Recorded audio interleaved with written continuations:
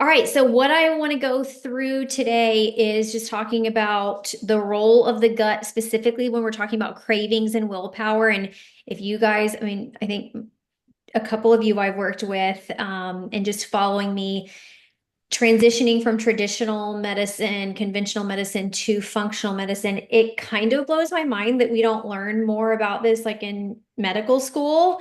I think that that's changing. I really am hopeful that that's the case, but it's astounding to me how significant the microbes and the ecosystem in the gut plays a role in, literally everything. Sometimes I feel silly saying like thyroid and skin and cravings and mood is like, what does it not affect?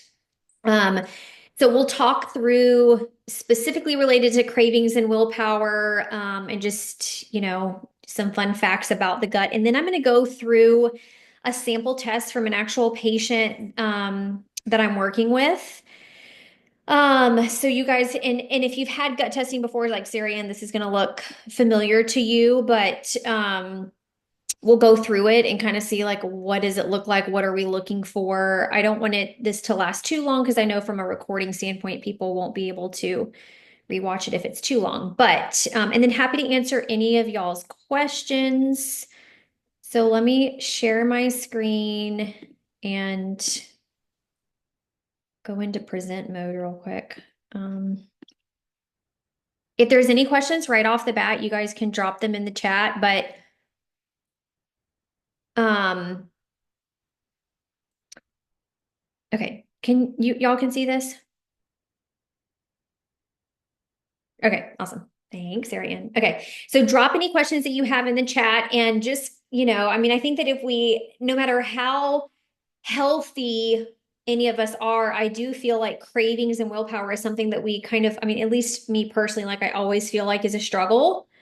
And it wasn't until I really looked at my gut and I was surprised at how not great it was. I actually did a whole like Zoom call on my own personal gut testing, and I'll probably do that again. Um, it was astounding to me how really working on cleaning that up made it feel like food didn't always, I was, and I still am to some degree. I think like some people eat to live and some people live to eat. I don't understand the people who are like, I can skip breakfast and I'm not really thinking about lunch. That's that's never really been me. But I was blown away at how, I guess, the trendy term now is food noise, how much better that was when I actually did heal my gut. So when we're talking about things like these GLP-1s being so popular, um, bariatric surgeries, like we're in this crisis and we're looking at, okay, what is really governing this? And this is a big reason why GLP-1s work. Um, I feel strongly that there's a better way to do it. Not that GLP-1s are not, they don't serve a role, somewhere, but very overprescribed. I've seen some devastating side effects and even long-term effects from them. So I'm kind of like on a mission to show people that there is a better way. So looking at the gut microbes, cravings, willpower, who's really in control? Is it behavioral? Is it what's growing in the gut? And we're going to kind of talk through that today. Okay, so hidden puppeteers in our gut. These are some fun facts, and I think it just kind of puts in perspective how powerful the microbes and the ecosystem in the gut is. Our gut hosts approximately 1.5 kilograms of bacteria, and those microbial genes outnumber our human genes 100 to 1, which really blows my mind. So, like, this is where everything is. Um, they are not passive tenants. They actively influence our behavior. They want to survive. They want to be fed. So a lot of the things that you crave, you are craving because those naughty microbes want to eat. And the gut-brain connection is powerful. So through the complex gut-brain connection pathways, those microbes can affect our cravings, our food preferences, mood. Remember that 90% of serotonin is produced in the gut, and that always blows my mind too, especially, just I've personally been on an SSRI in the past, working with a lot of people on SSRIs. Like, when we're talking about getting to the root, is that getting to the root? 90% of serotonin is produced in the gut. So mood regulation, willpower, decision making, These are all things that we wouldn't, when I think sometimes when we think gut health, we think bloating, constipation, irregular bowel movements, but it is so much more than that. They really are puppeteers. So when we talk about microbial manipulation, we're looking at three big things. So nutrient competition, the things that are growing, whether bad or good, they compete for the resources in your digestive tract. I don't know if you all have watched the Netflix documentary on gut health. It's called Hack Your Health, Secrets of Your Gut. They give a lot of really good little like animated skits, I would say, as a visual for what happens with this. But there is a competition for nutrients, and for a long time we said you aren't just what you eat, you are what you can absorb and what nutrients you extract from it. And the microbes in your gut play a big role in what happens there. Cravings, so certain bacteria can trigger intense cravings for specific nutrients that they need to thrive. The bad stuff, when we're talking about like candida, parasites, dysbiotic bacteria, a lot of those are craving sugar, even sometimes just carbs that are broken down into sugar, fat rich foods like, French fries, fried foods, potato chips. And a lot of times that doesn't align with what we're trying to accomplish. So, you start this diet and you try to just buckle down and be good, and you have that overwhelming sense of like, gosh, I just want, X, Y, or Z, whatever the food is. And a lot of that, some of it can be behavioral, but a lot of it is driven by these microbes in the gut. And it has blown my mind how working one-on-one with patients and looking at what's growing there and really getting to the root of it can make this all so much better. Mood manipulation. So microbes can induce dysphoria or negative mood states until you consume their preferred foods. So not only do you crave it, but you can actually like be in a bad mood, or your mood can be manipulated until you feed the organism. It creates a powerful form, obviously, of behavior control. So there's always this tug of war. Like, I'm trying to be good. I'll be good Monday through Thursday. I kind of lose control on the weekend. And that is, just a constant tug of war. Okay, awesome. Sarah, I'm going to come back to that in just a second. Sarah Ann has done gut testing, and we found some great stuff that we've been working on. And so she posted in the chat how much better the cravings are. The gut-brain axis, and just that communication. So really the way the gut and brain is connected is through the vagus nerve. So over 100 million neurons in the gut's enteric nervous system creates this complex of a network, basically, that's like the second brain. So the gut is the second brain. You know how when you have a gut, we say the term like, I have a gut feeling, or you get a phone call and your stomach sinks, or you have butterflies in your stomach. I mean, there are things throughout our day, even I think that we're exposed to as children, that will show you the powerful connection between the gut and the brain. And that is through the vagus nerve. It's the primary communication channel between the gut microbes and the brain centers that control appetite and mood. And so the GLP-1 medications, that's really what they're targeting, making you feel full, also like slowing down the digestion of food. That's why it a lot of times can come with constipation, and you'll hear about these rare cases of stomach paralysis and things like that. So, but this is where it's happening. This is how it works. And then they are also chemical messengers. So the microbes produce neurotransmitters and hormones that alter hunger signals and emotional states. And again, that kind of goes back to what the idea is and the science is behind the GLP-1s. The hard part is GLP-1s, let's say you'll hear about this micro dosing and things like that, and you do it for a period of time, but overwhelmingly when patients are stopping these medications, we haven't fixed the root. We still have the bad bacteria growing. We don't have enough good bacteria because overwhelmingly, when you're on those medicines, you're not consuming a nutrient dense diet. A lot of people, can barely, eat saltines kind of thing. So we're still left with the underlying problem. It was like, putting a band-aid on it and here we are. So looking at what's actually growing in your gut and getting to the root of that is a much better way to get to the root and set yourself up for lifelong health and not be a slave to medication. So research shows that the vagus nerve stimulation can trigger overeating. And blockade of this pathway can lead to significant weight loss in animal studies. So it is a really significant connection, and they use all these lab rats to study this stuff. We'll show you that in just a second. So just some interesting statistics on cravings and microbes. 97% of women report cravings that they were actively trying to avoid. I will interject and say that I do think that there's a small behavioral part to this, because I always use the example of it's like telling the 2-year-old not to touch the breakable item in the room. What do they want to touch? They go to the breakable item. So some of it, I always tell patients, like, I want you to find food freedom. And as soon as I tell you not to eat something, your brain is going to be like, oh no, I can't eat that. I really want it. It's like if you're trying to avoid alcohol or stop smoking, any habit like that, that can be the case. But a big part of the problem, in addition to that, behavioral side of things, are that these microbes are craving things that you're trying to avoid. 68% of men report cravings, which is still high, but lower than women, interestingly.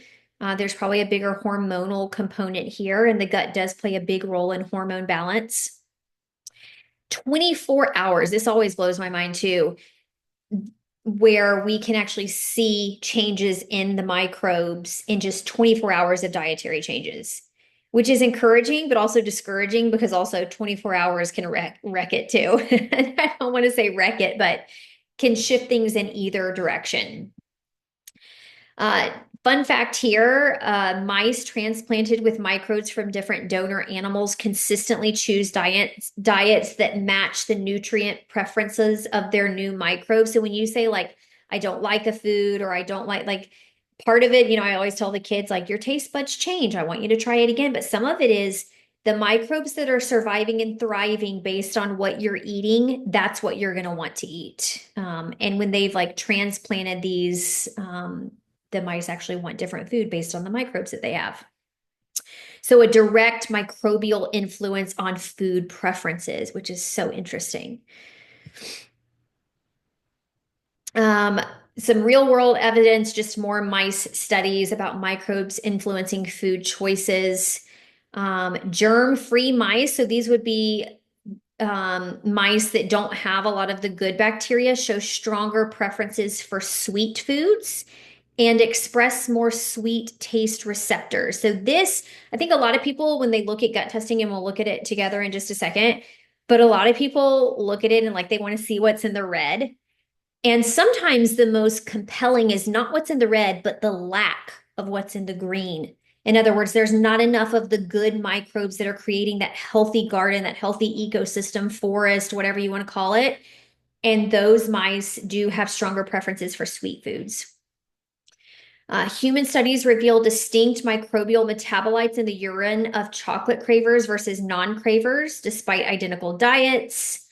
And actually, Helicobacter pylori, so H. pylori, a very common, I'd say pretty common. The GI doctors kind of go back and forth on, do we treat it, do we not? When we do eradicate it, most of the time with antibiotics, it alters their appetite regulating hormones and often leads to significant weight gain, which I think is very interesting. This is something that it doesn't need to be in the GI tract. It can often cause symptoms of like reflux and kind of mimic gallbladder symptoms. But when we eradicate it just by throwing antibiotics on it, or really anything that we're putting antibiotics, it's wiping out some of the good bacteria, we will often see significant weight gain after that. The clients that I work with, just because I do specialize mostly in weight gain and that sort of thing, a lot of times it's after a specific trigger that could be a round of antibiotics. We'll see like autoimmune conditions after that, or just, starting a trend of weight gain. Not to say that there is not a role for antibiotics. If you do not know me, you know that I am very middle as far as I love and respect conventional medicine that I've worked in and will continue to work in.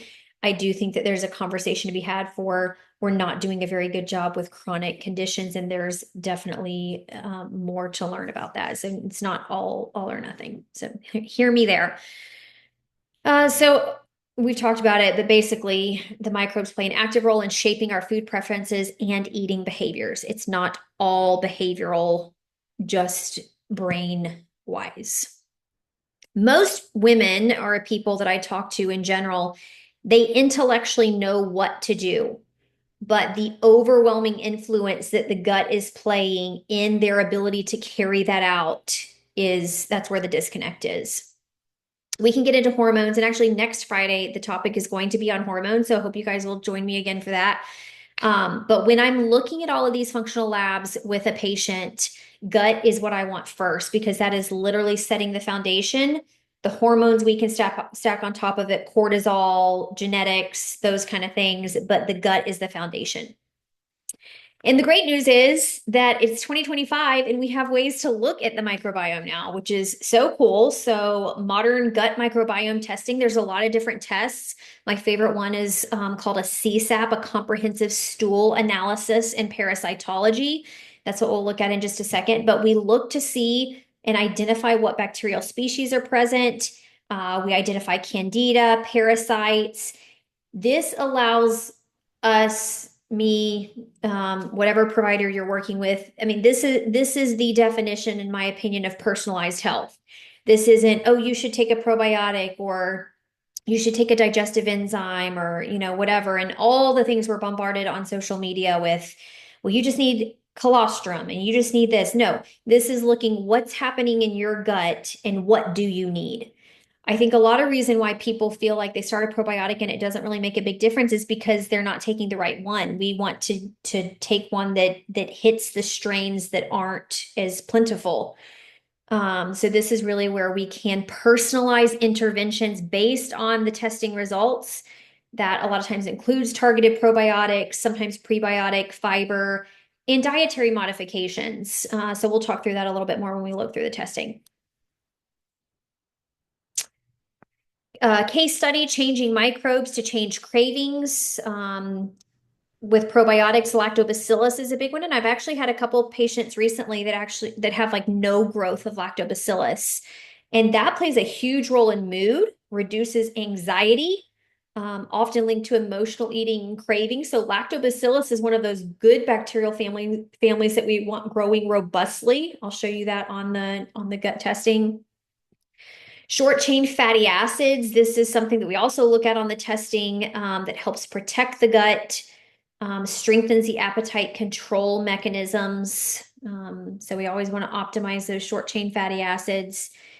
And then they are doing some very interesting like fecal transplants, that, they can take bacteria from an obese mice, transplant it to a lean mice, and the lean mice becomes obese and vice versa. They're looking at some of that.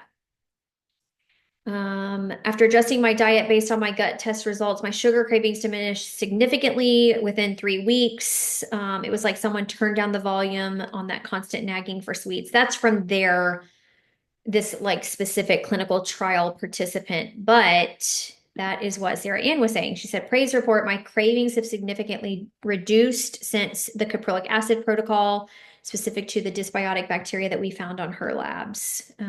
It really does, like, I had a lot of yeast growing in my gut, and so I specifically targeted that, and it really does feel like freedom because it's not always in your mind. I'd also get really funky, like blood sugar changes where like I wouldn't feel good if I hadn't eaten, and I had to eat as soon as I woke up. So like a lot of that metabolic flexibility, we call it, comes from the composition of the gut being optimal.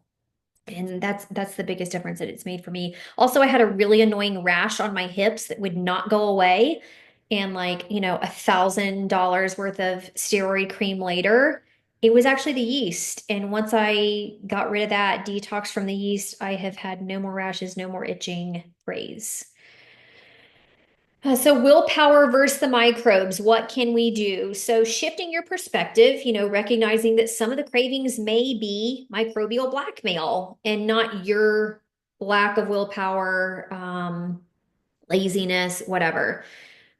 So giving yourself some grace, reducing shame, giving you power over those food choices. I highly recommend gut microbiome testing. That's one thing. Like I won't check in-depth hormone stuff without looking at the gut, because if I see that your hormones are out of whack, then my next question is, well, what does your gut look like? Because that's where it starts. So I really feel like this is the foundation. So using gut testing to identify microbial imbalance that may be driving the cravings. And remember, this talk today is specifically as it relates to cravings, and we could get into the role it plays in thyroid and hormones and skin and autoimmunity and all the things. I'm sure I'll do more on that. If you guys have any requests, I love requests because I always want to do topics that are pertinent to you guys. And then we reshape the gut garden. I always call the gut your garden, your forest. So we implement targeted dietary and lifestyle changes to nurture the beneficial microbes while weakening the manipulative ones. So we like to feed the stuff that we want to be growing and withdraw the food source of the things that we want to die. And that's where we'll see the changes in cravings as the microbiome shifts.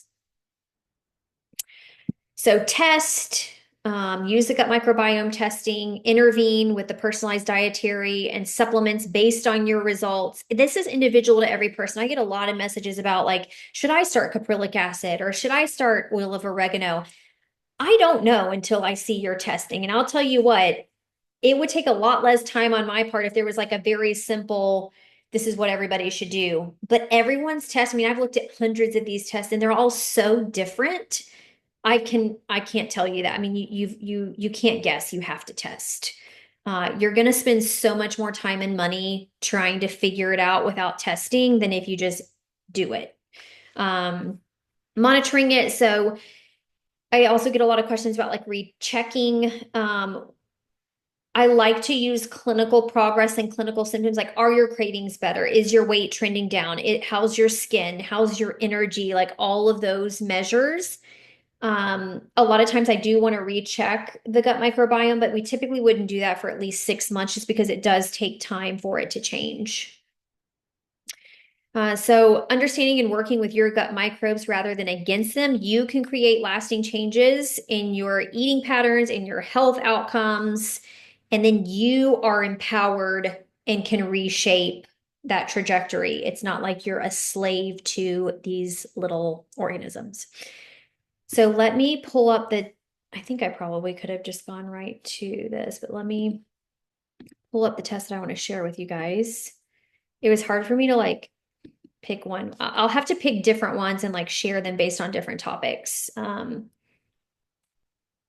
So I've deleted or like covered the patient's name and date of birth. This is a female, 64-year-old female, lots of skin issues, wants to lose weight. So this is a CSAP. This is my favorite tool to look at the gut. There's a lot of different tests now. There's like a GI map, which is really good. It has a lot of markers. It's harder to look at in my opinion. And I think that patients do really well, like seeing it laid out like this, like green, yellow, red. Now this patient has red, not all do. Just because there's no red doesn't mean that it's bad though. So like I said earlier when we were talking, lack of things growing in the green can be just as detrimental as things growing in the red. So with this patient in the green category, these are the expected beneficial bacterial families. These are the things that we want growing robustly. This protects us from things coming in, from cancer, from infection, from autoimmunity. This helps produce serotonin to send to our brain. So I want all of these to be 3 and 4 plus. This patient's isn't bad. She's got 4 plus of Bacteroides, 3 plus of Bifidobacterium. So Bifidobacterium is a big one that promotes leanness. So we want lots of bifidobacterium. We want it growing very well. We want to feed it and nurture it. Bifidobacterium would be a really common one found in probiotics.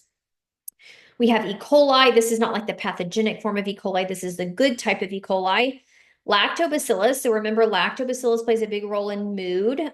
This patient actually does have a tendency to be depressed. More, she describes like in the winter, like seasonal months, darker months. But mood is an issue. And then Enterococcus and Clostridium. So this is the good stuff. We want to feed it. How do we feed it? We feed it by consuming fiber, and we feed it by what we call prebiotics. It's like fertilizer. So there's a lot of different prebiotic foods. I don't really love to supplement prebiotics because they can make patients feel bloated. So looking for a prebiotic and a probiotic is not necessarily a better option. But I like to encourage patients to get this from nutrient sources. So those would be foods like asparagus, garlic, and onion. So even like if you're browning hamburger meat for tacos or spaghetti or whatever, if you can do some garlic and onion, saute it in the pan ahead of time before you cook those foods, that's a great way to do it. Obviously, probiotic foods that have the different live active strains are great at putting diversity in here. Cultured Greek yogurt, sauerkraut, kimchi, those kind of things. And then fiber, I mean, overwhelmingly, this stuff thrives on fiber, guys. And the standard American diet is extremely deficient in fiber. The other big group that I work with are women who like go to the gym every day. They've been counting macros and nothing happens. And you can hit protein goals and macros all day long and be extremely deficient in fiber.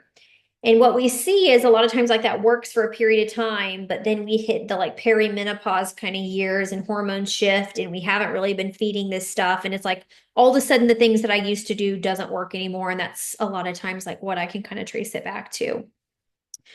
I have a fiber guide for anybody who wants it. Just has some good high fiber foods and ways that you can incorporate it.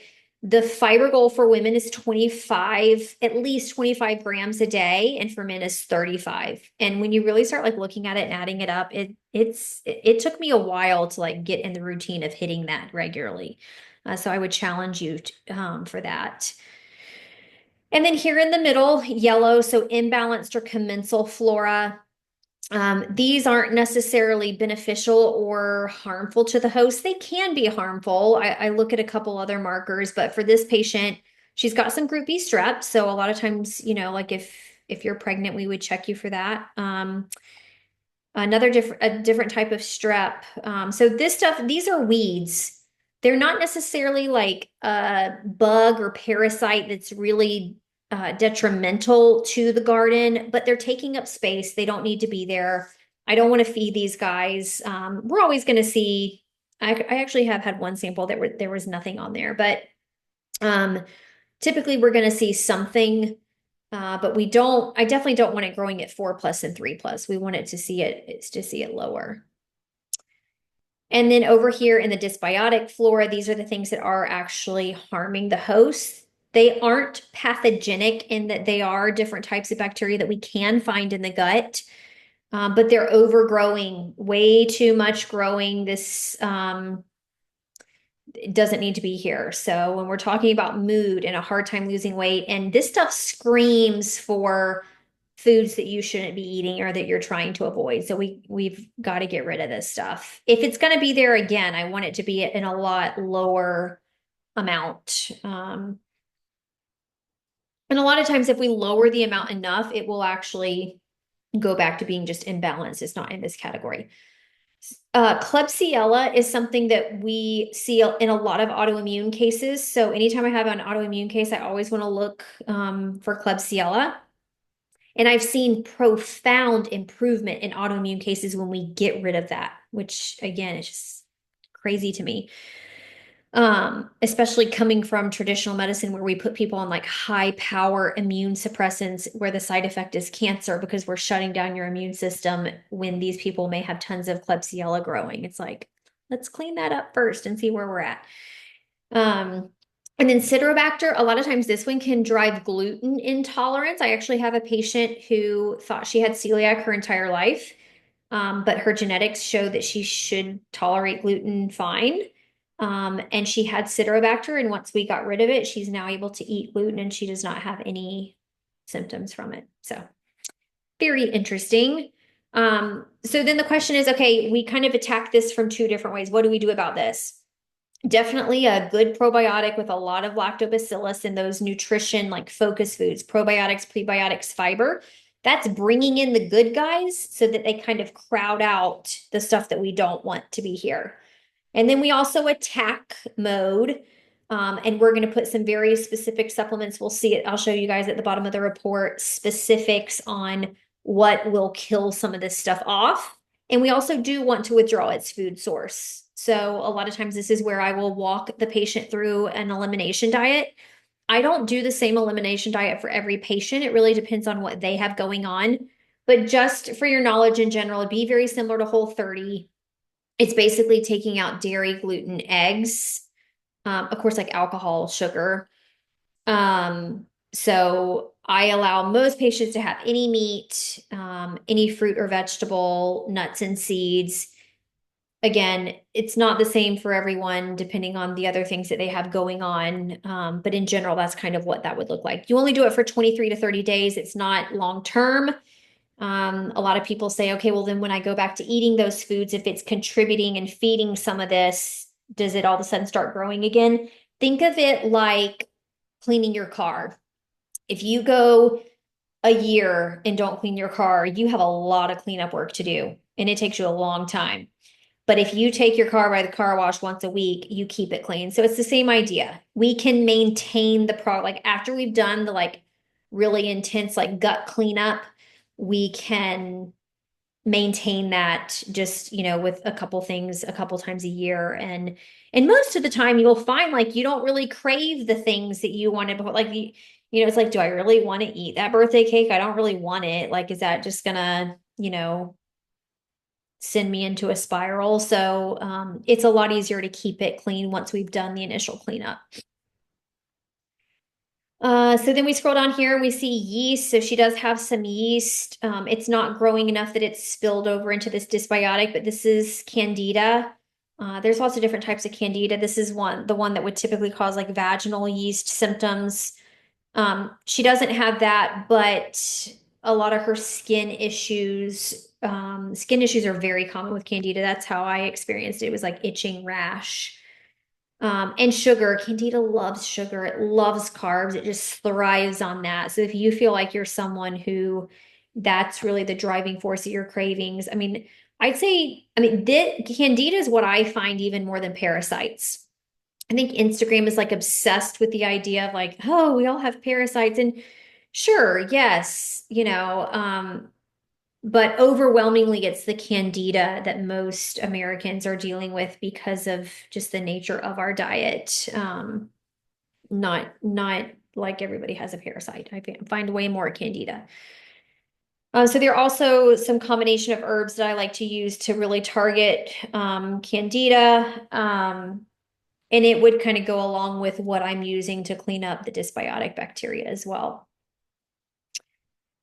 We look at all the viruses, pathogenic bacteria. These are bacteria that have no role in the GI tract. We don't want them there. Parasites. Actually did find a parasite on this patient. And interestingly, this one is pretty, it's not common, but it is a big driver of itching. And that's that's one of her biggest complaints is skin and itching. So we're using some berberine, wormwood, things like that to really target and get rid of this guy right here. And parasites can crave specific foods too. So roundworms, tapeworms, all that stuff is negative. We also look at the sample under the microscope. So sometimes we won't see candida in the culture, but when they look at it under the microscope, they see it. And that's because candida or yeast lives in clusters and doesn't always survive the transit time through the entire gut. So sometimes we'll see it here. That would be a reason to address it as well. So we like to I don't want to say low carb. I feel like every time I say low carb, people think that means keto. That's not what I mean. But taking out like added sugar, even sometimes like high sugar fruits, like tropical fruits, like mango, banana, pineapple, that kind of stuff is helpful for eliminating yeast and targeted supplements. Again, if you've watched me for any period of time, I am anti putting people on a crap ton of supplements. I mean, supplements can serve a role. I think that overwhelmingly we've like replaced our prescription cabinets with supplement cabinets. And so I prefer a much more targeted approach, not just general kind of supplements. Some people that come to me, like the list of supplements in the absence of any testing is mind blowing to me, quite honestly. We see a few vegetable fibers, and anytime I'm looking at functional labs, I'm always looking for optimal, not just normal. So rare is still within the reference interval. But this really has to do with the speed that you eat and how thoroughly you chew your food. So just reminding this patient in particular, slow down, put your fork down between bites, chew your food thoroughly, even if you're eating on the go, like be mindful of chewing. Digestion starts here in the mouth with that salivary amylase breaking food down so that you can properly digest it. And let's scroll down to this last page. We're looking at digestion and absorption. So this is a reflection of stomach acidity. It's a reflection of pancreatic enzymes and how you're able to digest and use the nutrients that you eat. I like for elastase to be over 500, which hers is. I see a lot of samples where it's lower than this, and sometimes that can be a place where we would use some digestive enzymes, or even using a little bit of apple cider vinegar with your two largest meals can really help that.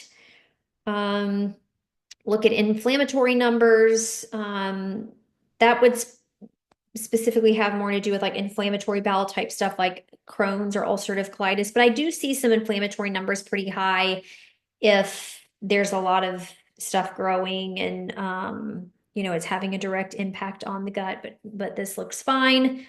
Secretory IgA, this is that immune system number. So this is a really important number. If you have any sort of autoimmune condition, thyroid disorder, cancer, you feel like you get sick all the time, that autoimmune blood work like ANA and rheumatoid and that kind of stuff, that stuff can take, I mean, we'll see markers here in the gut 10 years before the patient is actually diagnosed with an autoimmune condition, and we'll see it here.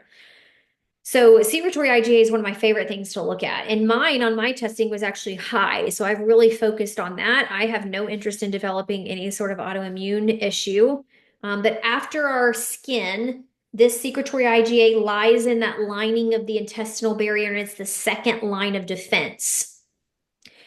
So we want to clean up the dysbiotic bacteria. We want to get rid of the yeast. We want to make sure that this barrier is intact. We want to make sure that the junctions in that gut lining are tight, that they're not loose or what we call like leaky gut.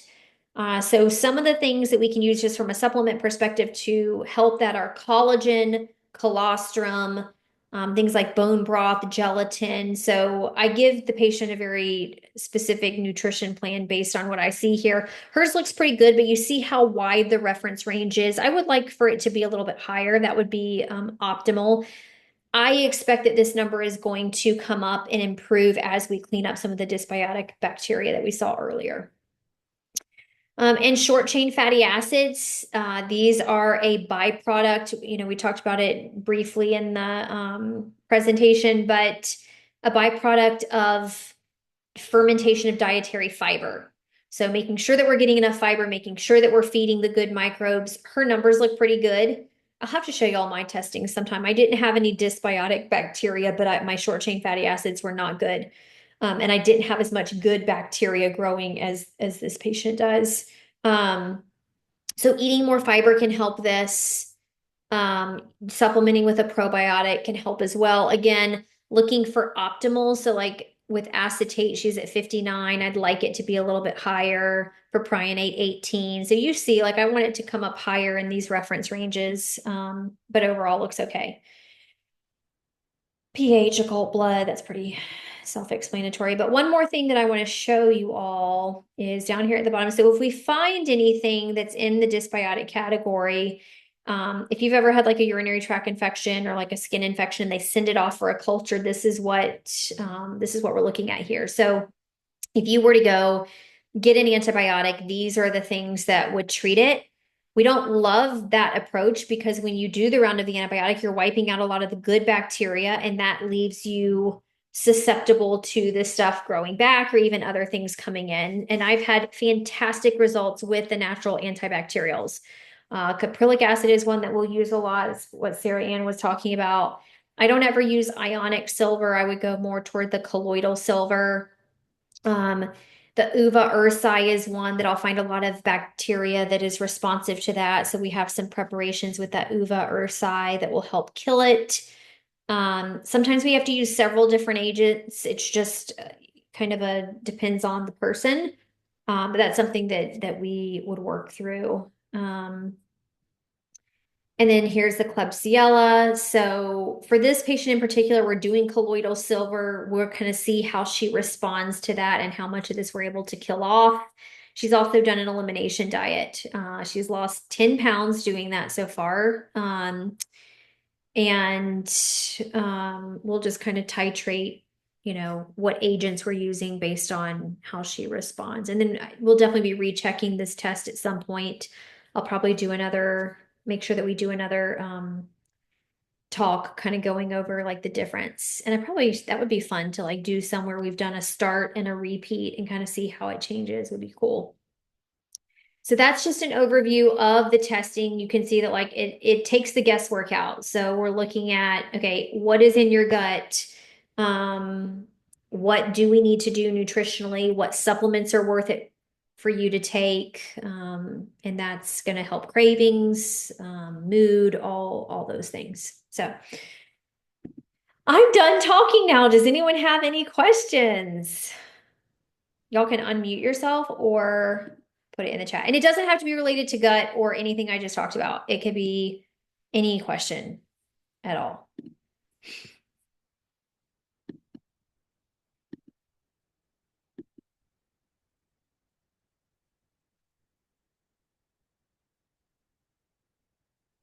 Okay, Sarah asked, the microbial metabolites were different in chocolate cravers, non-chocolate cravers. So some of it is it the chocolate itself or the sugar? Um, Chocolate can be a trigger like that cacao. But I think it's probably more the sugar and not just because if I were to have someone do like 100% or like a really high percentage is like straight up cacao, like pretty bitter chocolate, I don't think that wouldn't give the same reward sensor in the brain. It wouldn't feed the microbe in the same way. I mean, if you're doing a strict elimination diet, we would take out chocolate, but that's not a hard, fast one that I do with clients, and they still see significant improvements there. So I would say that it's probably more the sugar um, that's coming up there. That would be what I would say.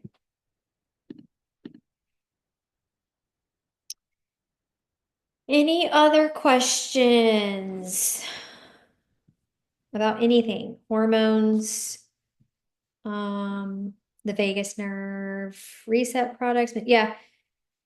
Yeah. Okay. So I'm glad you said that. So what I like to use for vagus nerve is humming because the vagus nerve runs through the jaw. Humming is a really good way to stimulate it. Forceful gargling.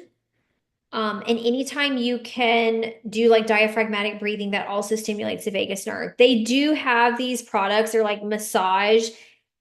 I start to get a little bit, I don't know, maybe it's because like I always know worst case scenario and like carotid, it reminds me of like carotid massage. And I'm like, oh my gosh, please no. That's probably just my anxiety. So I don't like recommend that specifically to a lot of patients, but I absolutely do humming, gargling, deep breathing. Um, those are great ways to stimulate the vagus nerve. We live most of our lives, especially as busy women, like we are in fight or flight, that sympathetic nervous system from the time we wake up to the time we try to go to bed. Even if it's, the rushing woman syndrome, we're always rushing from here to there, or we try to get a workout in and we don't cool down. So we really have to retrain our brains that it's okay to be in the parasympathetic rest and digest nervous system state. And the way we accomplish that is putting in some margin so it's not a rush, rush, rush, humming, gargling. I like contrast showers where you start with it warm and switch to cool or cold. So there's a contrast, grounding, standing barefoot in nature. There's a reason why our stress level is lower when we're at the beach and everyone wants to go to the beach. I mean, our feet are in the sand. Yes, the sound of the water, like all of that is, I mean, we have to be intentional with that because the world we live in, like we don't, that's not typically the nervous system state that we're in. It takes intentionality for sure. I hope that answered your question. Mold separate. I don't do a ton of that. I've done it occasionally, like on some really complex autoimmune cases. They're almost always elevated, and the number one way to detox mold is the gut. So the gut has to be working well to like detox mold if we find it. So unless it's a situation where you think you're continually being exposed, like in your environment, a lot of times, like the patient in particular it was like a work situation where she was exposed at work and she wasn't in that building anymore. So it wasn't like a continual exposure. So then we knew that we had to have her liver working well. We had to have the gut working well to be able to deal with the mold appropriately. So that was like more of an upstream, like root kind of focus than like just the mold. But no, gut does not directly look at mold, but gut is how you would deal with that. Does that make sense? So you're so welcome.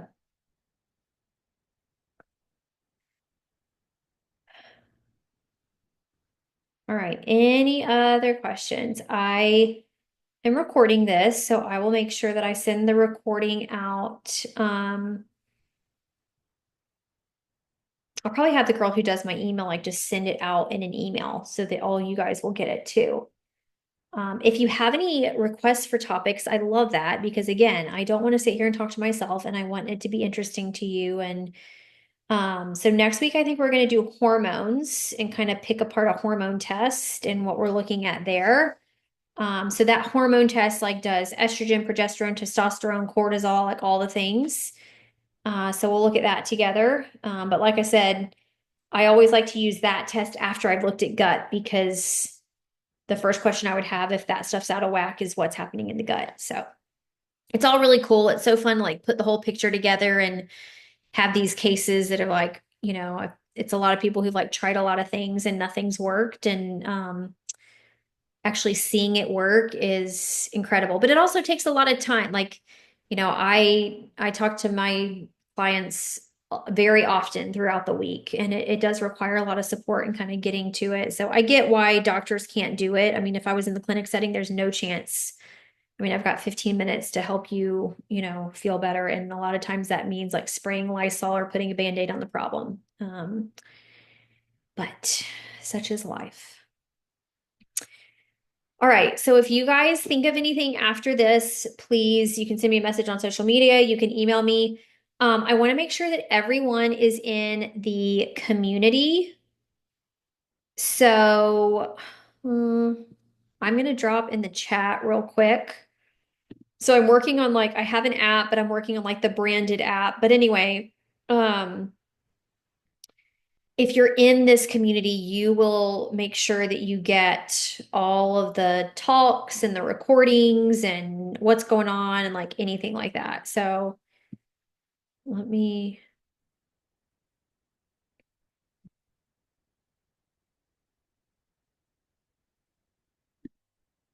how do I invite? Maybe I'll just have her. Okay, share group link. All right, I'm gonna put it in the chat. I might have her included in the email too. Okay. So I put the link in the chat. That's where you would be like in the Emmy Hearts Nutrition community. I'm trying to grow that. So invite friends. Like I love having talks like this where we can like even people who I'm not working with. I love working with those of you who I work with, but Even people who I'm not working with, I want you guys to have this information. I want you to know what's out there and like how we use all of this. So yeah. All right, ladies, y'all have a great rest of your Friday. Happy Friday. Have an amazing weekend. Please let me know if you have any questions. Happy to answer.